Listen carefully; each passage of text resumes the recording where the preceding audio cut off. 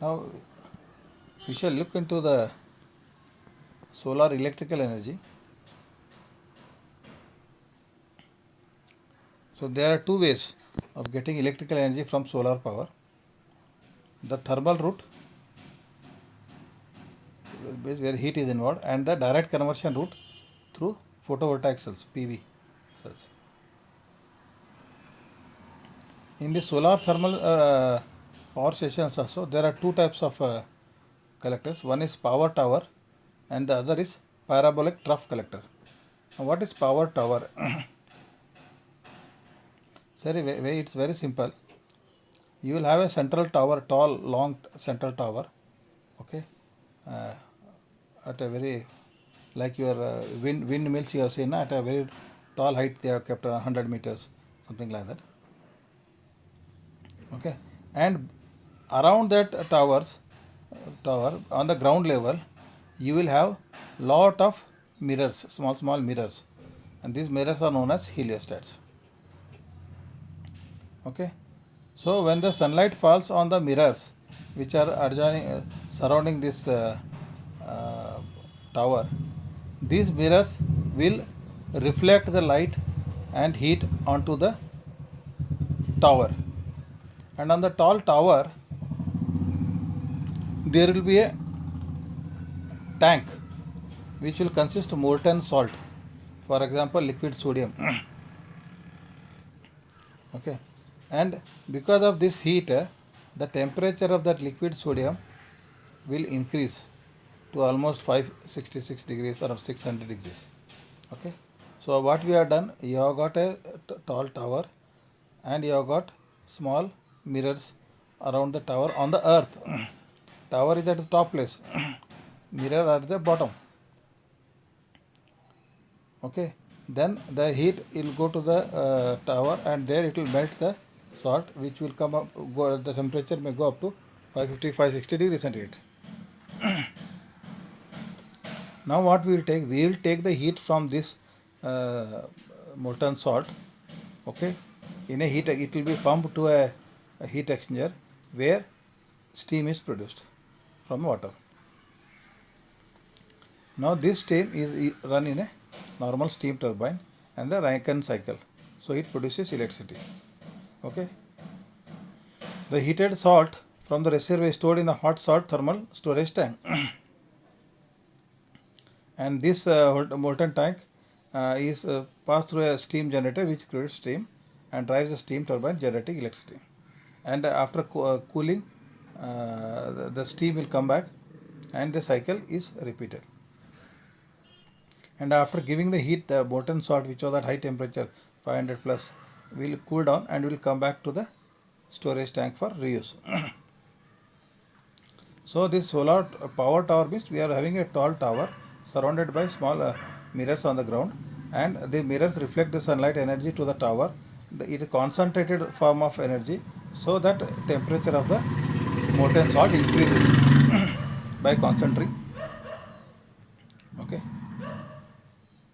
it is like a reverse of your what you call magnifying lens, what you have seen. In a magnifying lens, what we do, we take a lens, hold it in the light of the sunlight, and that is also concentrated to one point. Okay, and if you put it on paper, it will burn the paper, so the energy is concentrated. Same thing applies here. Instead of one this, there will be many hundreds and thousands of these lenses or mirrors, and the energy is going to the tower and it is concentrated there, so that it can rise the temperature below 100, above 100 degrees centigrade. Next is the parabolic trough collector. Trough means like channel.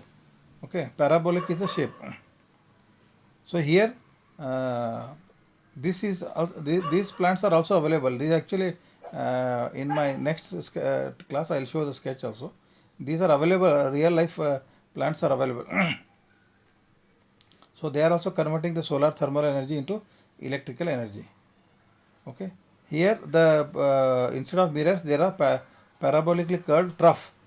These are reflectors which focus the solar energy onto a reservoir tube. So instead of one central tower, what we are seeing in the earlier discussion, that is a power tower. Here, there like your solar photovoltaic, this you are seeing, panels you are seeing, electrical panels. So they are flat. Here these are curved, and in the top now in the center there will be a tube, and that tube will be carrying the liquid. So whatever energy is falling on this parabolic trough collector, it is made to reflect onto the receiver tube which is running at the focus of the reflector. Because of this parabolic reflector, parabolic shape, troughs can focus the sun at 30 to 60 times its normal intensity on the receiver pipe. I will show you the sketch. Okay. The heat transfer fluid, such as water in the receiver, is heated to a temperature of almost 400 degrees centigrade. See, why we are telling this all trough collector and all, because we want the temperature of water to be high, that means steam to be high. Okay, otherwise normal flat plate collector you can get 60-80 degrees, and even evacuated water tube collector you can go up to 100 degrees. But these are beyond that. Large arrays of these collectors are coupled to provide high temperature water for driving a steam turbine. Again, the only thing is we are converting the heat energy from the sun into steam, and this steam is expanded in a steam turbine. The collectors are aligned on an east-west axis, and the troughs are rotated to follow the sun to maximize the sun energy input to the receiver tube. See what happens. This again they have got a sun tracking mechanism. Means as you have seen this sunflower, it will always follow the path of the sun. Similarly, this will have two-axis tracking mechanism, so that it will track the sun and absorb the maximum amount of energy. Such power stations can produce many megawatts of electricity, but they are only used in areas where lot of. So now you can see one power plant here, Port Augusta, 150 megawatt solar power plant. Okay, as I was telling earlier, this sunlight tracking mechanism is available. These mirrors, there are many mirrors, only two are shown here. They will send the solar energy, reflect the solar energy on. This is a tower type to the tower, and here on the top of the tower there is that liquid salt, that is liquid sodium. So you can see red and blue lines here. The red means the hot salt is coming down. Okay, it is coming to this heat exchanger, and giving away heat. And then see bottom side blue, it is shown, blue arrow is going back. This is a cold one. So hot one is coming around 500-600 degrees centigrade. The cold one is going, it is giving away the heat. It is getting slightly cold, 300 degrees and all. It is going back. So this heat exchanger, see here, steam is produced.